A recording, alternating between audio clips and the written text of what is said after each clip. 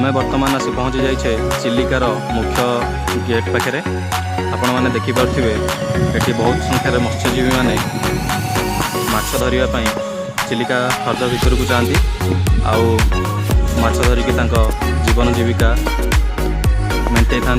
आपड़ देखिपे भलसे केते बड़ आमर ओडिशार चिलिका ह्रद। आम वर्तमान आसी पहुँची जाइछे। आम भितर को जावा कालीजाई मंदिर को जावा बोट्रे बसिकी जावा आम आपण को वीडियो रे देखैबू चिलिका ह्रदर सौंदर्य।